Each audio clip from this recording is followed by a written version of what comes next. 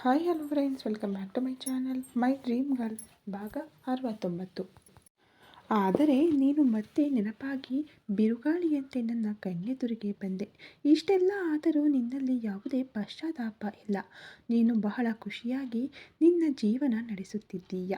ನಿನ್ನ ಮೇಲೆ ನಾನು ಇಟ್ಟುಕೊಂಡಿದ್ದ ಕೋಪಕ್ಕೆ, ಅಸಹ್ಯಕ್ಕೆ ನಿನ್ನ ನಗು, ನಿನ್ನ ಆ್ಯಟಿಟ್ಯೂಡ್, ನಿನ್ನ ಲೈಫ್ ಸ್ಟೈಲ್ ಎಲ್ಲವೂ ಮತ್ತೆ ಕಿಚ್ಚು ಹಚ್ಚಿದವು. ಅದಕ್ಕೆ 3 ವರ್ಷಗಳ ನಂತರ ನಿನ್ನನ್ನು ಮತ್ತೆ ಅರಕುವಿನಲ್ಲಿ ನೋಡಿದಾಗ ನೀನು ಯಾರೆಂದು ಗೊತ್ತಿಲ್ಲದವರಂತೆ, ನನಗೂ ನಿನಗೂ ಸಂಬಂಧವೇ ಇಲ್ಲದಂತೆ ಇರೋಣ ಎಂದುಕೊಂಡೆ. ಆದರೆ ನೀನು ಏನು ಮಾಡಿದೆ? ಯಾರ ನೆರಳು ನನ್ನ ಮಗಳ ಮೇಲೆ ಬೀಳಬಾರದೆಂದು ನಾನು ಬೆಳೆಸುತ್ತಿದ್ದೆನೋ ಅಂತಹ ನಿನ್ನ ಕಣ್ಣುಗಳಿಗೆ ನಾವು ಎದುರಾದೆವು. ಕ್ಯೂಟಿ ಯಾರು ಎಂದು ನಿನಗೆ ತಿಳಿಯದಿದ್ದಾಗಲೂ ನಿನಗೆ ನನ್ನ ಮೇಲೆ ಕೋಪ ಬಿಟ್ಟರೆ ಬೇರೆ ಯಾವ ಭಾವನೆಯೂ ಇರಲಿಲ್ಲ ಎಂದೆ.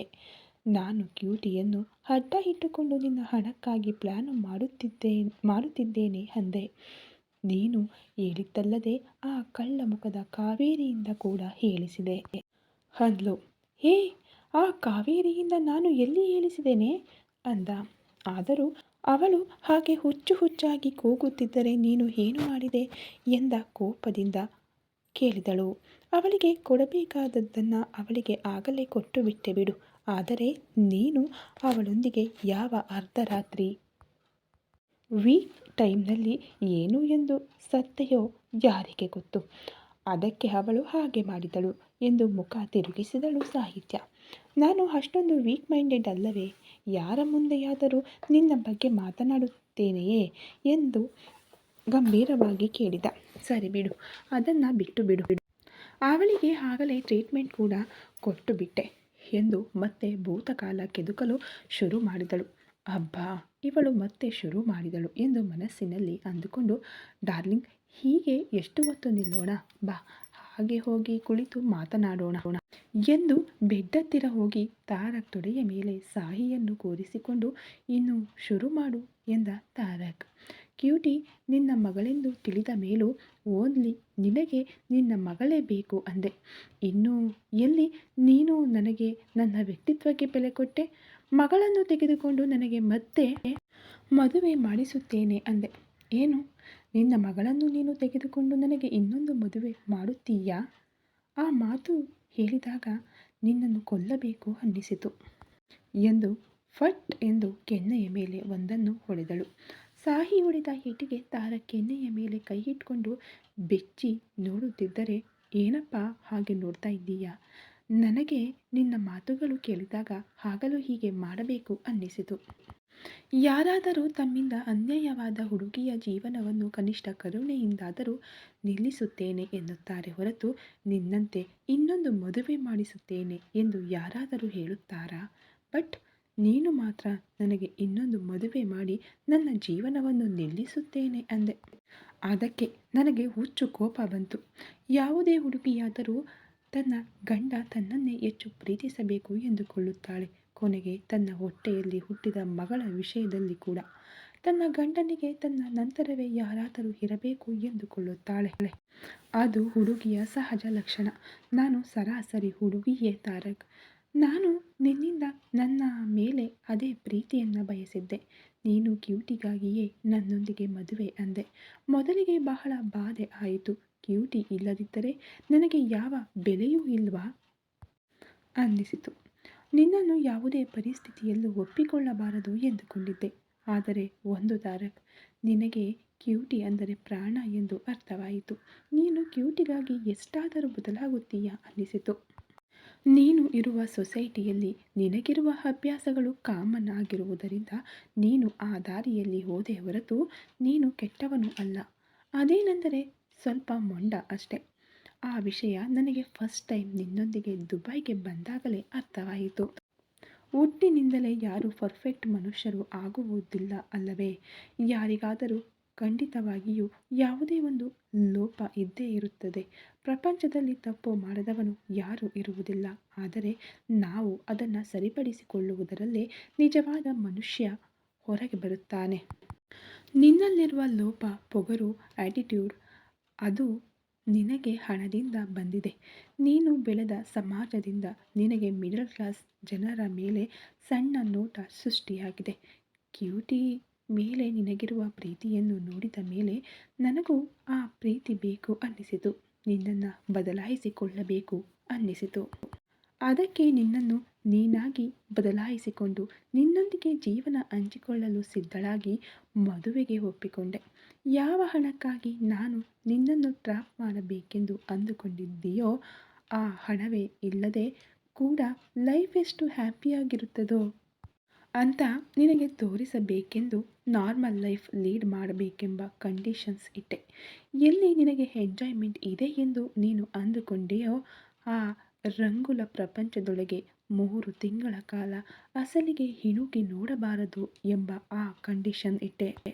ಅದಕ್ಕೆ ಬೇರೆ ಯಾವುದೇ ಹುಡುಗಿಯ ವಿಚಾರಕ್ಕೆ ಹೋಗಬಾರದೆಂಬ ಕಂಡೀಷನ್ ಇಟ್ಟೆ. ಎಲ್ಲದಕ್ಕೂ ಒಪ್ಪಿಕೊಂಡೆ. ನಿಜವಾಗಿ ನಮ್ಮ ಮದುವೆಯಾಗುವಷ್ಟರಲ್ಲಿ ನಿನಗೆ ನನ್ನ ಮೇಲೆ ಸ್ವಲ್ಪ ಸ್ವಲ್ಪ ಪ್ರೇಮ ಮೂಡಿತು. ಆದರೆ ನಿನ್ನ ಈಗೋ ಅದನ್ನು ಹೊರಗೆ ಬರಲು ಬಿಡಲಿಲ್ಲ.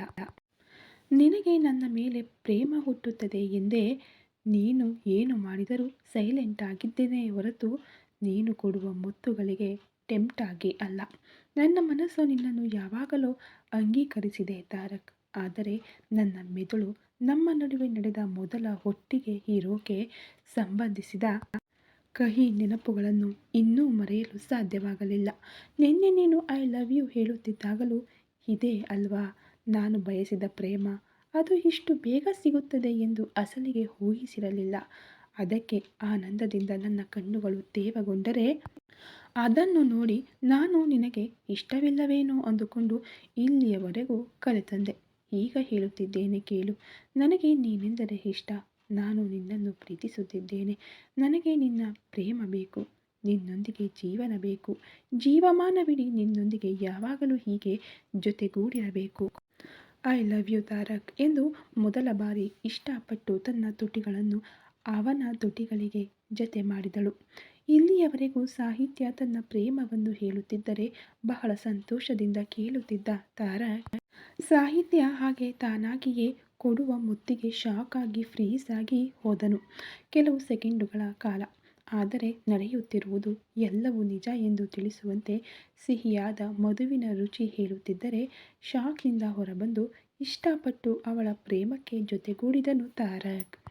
ಆ ಪೋಹಗಳು, ಅನುಮಾನಗಳು, ಅವರೋಧಗಳು, ಅಡ್ಡ ಪರದೆಗಳು ಏನೂ ಇಲ್ಲದ ಆ ಮುತ್ತಿನಲ್ಲಿ ಇಬ್ಬರೂ ಮೈಮರೆತು ಹೋಗುತ್ತಾ ಕೇವಲ ಒಬ್ಬರ ಮೇಲೆ ಒಬ್ಬರ ಪ್ರೇಮವನ್ನು ತಿಳಿಸುತ್ತಾ ಸೇತುವೆಯಾಗಿತ್ತು ಆ ಮುತ್ತು. ಕ್ಷಣಗಳು ಕರಗುತ್ತಿದ್ದರೂ ತುಟಿಗಳು ದೂರವಾಗಲಿಲ್ಲ. ತುಟಿಗಳ ಬಂಧನ ಬಿಡದೆಯೇ ಸಾಹಿಯನ್ನು ಬೆಡ್ ಮೇಲೆ ಸೇರಿಸಿ ಕ್ಷಣವೂ ತಡ ಮಾಡದೆ ಅವನು ಕೂಡ ಅವಳ ಮೇಲೆ ಸೇರಿಕೊಂಡನು.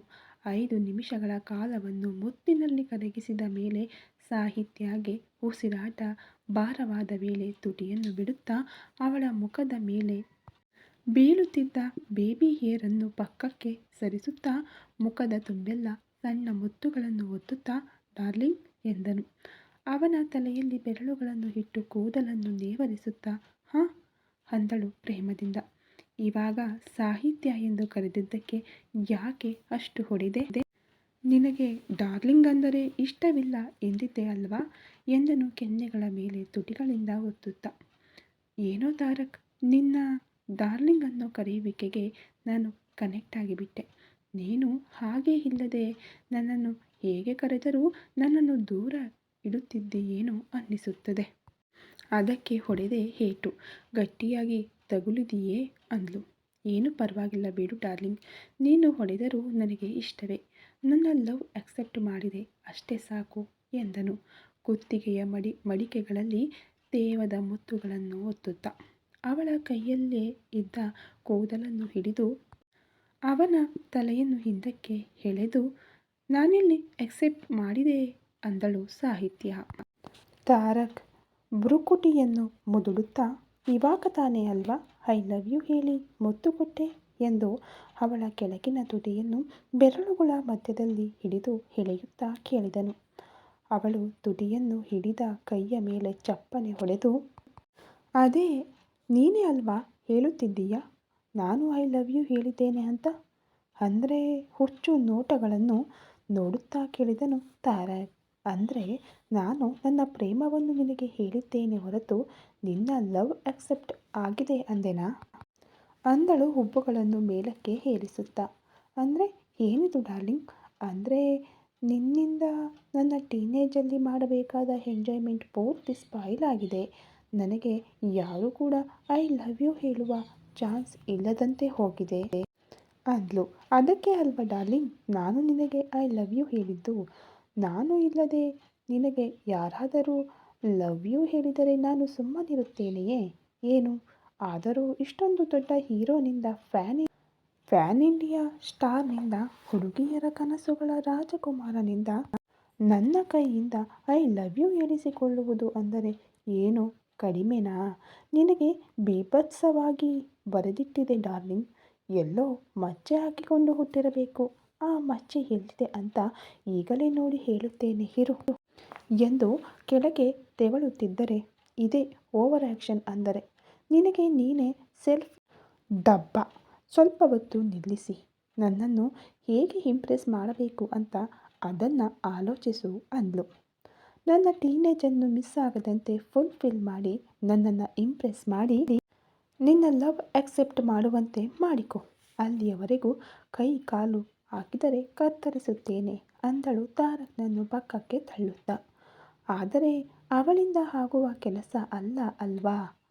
ತಾರಕ್ನನ್ನು ಪಕ್ಕಕ್ಕೆ ತಳ್ಳುವುದು ಪ್ರಯತ್ನ ವಿಫಲವಾಯಿತು. ಆದರೂ ಪಟ್ಟು ಬಿಡದ ವಿಕ್ರಮಾದಿತ್ಯನಿಗೆ ಕಸಿನ್ ಸಿಸ್ಟರ್ ಆದಳು ಸಾಹಿತ್ಯ. ಅಂದರೆ ಏನು ಡಾರ್ಲಿಂಗ್? ನಿನ್ನನ್ನು ಇಂಪ್ರೆಸ್ ಮಾಡಿ ಗೆಲ್ಲಲು ಹೇಳುತ್ತೀಯಾ ಅಷ್ಟೇ ಅಲ್ವಾ ಎಂದನು ಅವಳ ಪಕ್ಕಕ್ಕೆ ಸೇರುತ್ತಾ. ಮತ್ತೆ ಅಲ್ವ ತಾರಕ್, ನಿನ್ನಿಂದ ನನಗೆ ಒಬ್ಬನು ಕೂಡ ಲವ್ ಯು ಹೇಳಲಿಲ್ಲ, ಒಬ್ಬನು ನನ್ನ ಬೆನ್ನತ್ತಿ ಬರಲಿಲ್ಲ, ಒಬ್ಬನು ನನ್ನ ಶಾಪಿಂಗ್ ಬ್ಯಾಗ್ಗಳನ್ನು ಹೊರಲಿಲ್ಲ. ಅಸಲಿಗೆ ಎಷ್ಟು ಮಿಸ್ ಮಾಡಿಕೊಂಡೆನೋ ಗೊತ್ತಾ ಅಂದಾಗ, ಡಾರ್ಲಿಂಗ್ ನೀನು ಈ ತಾರಕ್ನನ್ನು ಕಡಿಮೆ ಅಂದಾಜು ಮಾಡ್ತಾ ಇದ್ದೀಯಾ? ನನಗೆ one day no half day ಸಾಕು ನಿನ್ನನ್ನು ಬೀಳಿಸಲು ಗೊತ್ತಾ ಎಂದನು ಅವಳ ಸೊಂಟವನ್ನು ಸರಿಪಡಿಸುತ್ತಾ. ಹೀಗೆ ಕೈ ಹಾಕುವುದನ್ನು ಬಿಟ್ಟು ಮೊದಲು ನನ್ನನ್ನು ಇಂಪ್ರೆಸ್ ಮಾಡುವುದನ್ನು ಸ್ಟಾರ್ಟ್ ಮಾಡೋ ಅಂದಳು ಸಾಹಿತ್ಯ. ಡಾರ್ಲಿಂಗ್ ಈ ಇಂಪ್ರೆಸ್ ಮಾಡುವ ಪ್ರೋಗ್ರಾಮ್ ನಾಳೆಯಿಂದ ಇಟ್ಟುಕೊಳ್ಳೋಣ ಬಿಡು. ಹೇಗಾದರೂ ನನ್ನ ಲವ್ ನಿನಗೆ ಹೇಳಿಬಿಟ್ಟಿದ್ದೇನೆ, ನಿನ್ನ ಲವ್ ನನಗೆ ಹೇಳಿಬಿಟ್ಟೆ. ಫಸ್ಟ್ ಆದರೆ ಒಂದೇ ಸಾರಿ ಕಮಿಟ್ ಆಗಿಬಿಡೋಣ.